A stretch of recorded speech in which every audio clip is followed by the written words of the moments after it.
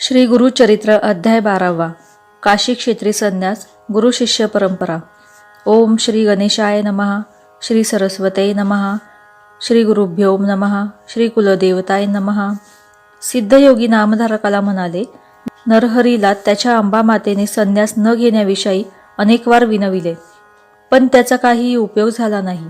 नरहरी तिला समजावीत म्हणाला, माते, तू मला थांबण्याचा आग्रह करीत आहेस, पण शरीर हे क्षणभंगूर आहे, संपत्ती अशाश्वत आहे, मनुष्याला मृत्यू कधी येईल हे सांगता येणार नाही, म्हणून हा देह आहे तोपर्यंत धर्म संग्रह करावा।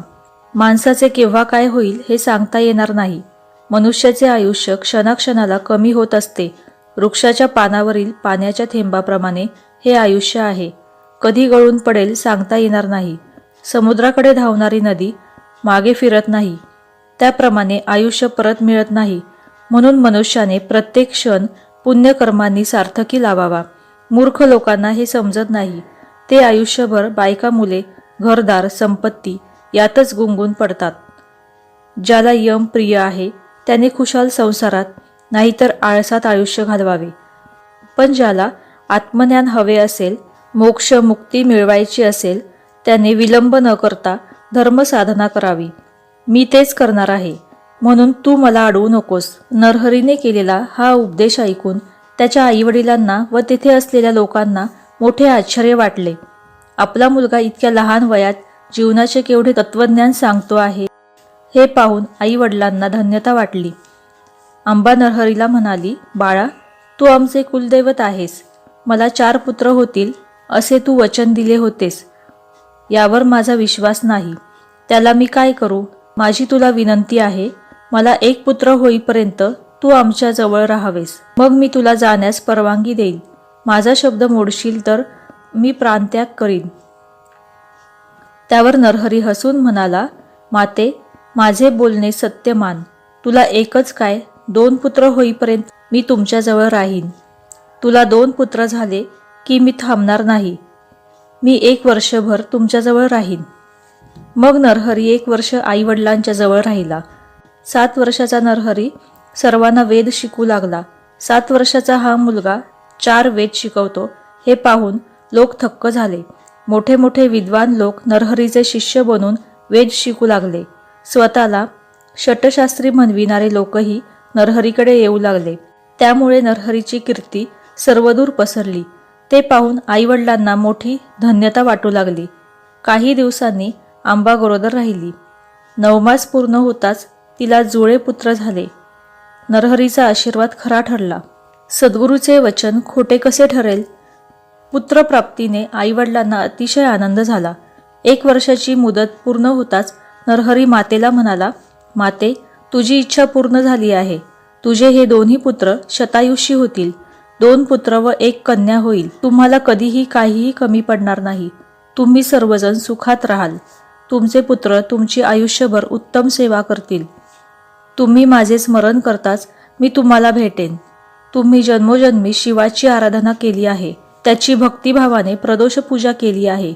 सुख समृद्धी, यश, कीर्ती, इहलोकी सौख्य व परलोकी मोक्ष मुक्ती, कुळात सत्पुरुषाचा जन्म हे शिवभक्तीचेच फळ आहे।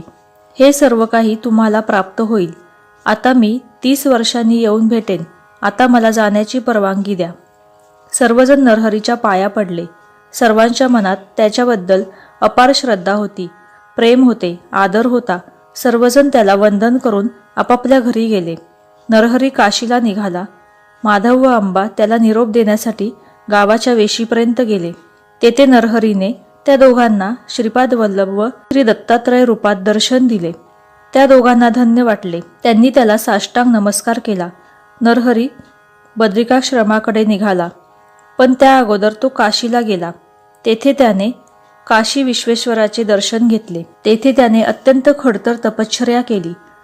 नरहरीची तपश्चर्या, योग साधना, त्याची संन्यास वृत्ती इत्यादी पाहून त्या काशी क्षेत्रातील मोठमोठ्या तपस्व्यांना मोठे नवल वाटले। अनेक लोक त्याचे दर्शन घेण्यासाठी येऊ लागले। तेथे कृष्ण सरस्वती नावाचे एक वयोवृद्ध ज्ञानवृद्ध तपस्वी होते। ते नरहरीची लक्षणे पाहून इतर तपस्व्यांना म्हणाले, हा नरहरी बाल असला तरी हा महातपस्वी आहे, हा परमज्ञानी असून जगदवन्व्य सत्पुरुष आहे. हा गुरुपदाचा अधिकारी आहे. याने संन्यास घेतला तर या कलियुगात लोप पावलेल्या संन्यास धर्माचे पुनरुज्जीवन होईल. हा लोककल्याण करणारा आहे. याच्या दर्शनाने पतित लोक पावन होतील. याने इतरांना संन्यास दीक्षा दिली तर परमार्थ साधेन, तर परमार्थ साधनेत आवश्यक असे बुद्धीचे स्थैर्य प्राप्त होईल. यासाठी याने अगोदर स्वतः संन्यास घ्यावयास हवा, असे कृष्ण सरस्वतींनी सांगितले असता सर्व संन्यासी तपस्वी नरहरीला भेटून म्हणाले, या कलियुगात संन्यास घेणे निषिद्ध मानले जाते. हे अत्यंत अयोग्य आहे. पूर्वी शंकराचार्यांनी संन्यास धर्माला प्रतिष्ठा मिळवून दिली होती. तेच कार्य आता तुम्हाला करावे लागणार आहे. यासाठी तुम्ही ही संन्यास दीक्षा घेऊन या प्राचीन परंपरेचा उद्धार करा. नरहरीने ही विनंती मान्य करून कृष्ण सरस्वतींच्या विधिवत संन्यास दीक्षा घेतली. ते नृसिंह सरस्वती झाले. सिद्धयोग्यांनी असे सांगितले असता नामधारकाने त्यांना विचारले, नरहरी म्हणजे साक्षात त्रयमूर्ती दत्तात्रयांचे अवतार. ते गुरूंचेही गुरु, जगद्गुरु असताना त्यांनी दुसरा गुरु का केला? त्यावर सिद्धयोगी म्हणाले, पूर्वी भगवान विष्णूंचा अवतार असलेल्या श्रीरामांनी वसिष्ठांना गुरु केले. त्याचप्रमाणे भगवान योगेश्वर श्रीकृष्णांनी संदीपकांना गुरु केले. यामुळे गुरुपदाची प्रतिष्ठा वाढली. गुरु शिष्य परंपरा अबाधित ठेवली.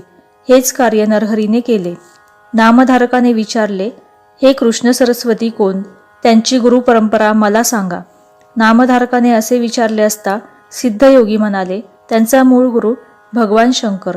त्याने विष्णूला उपदेश केला.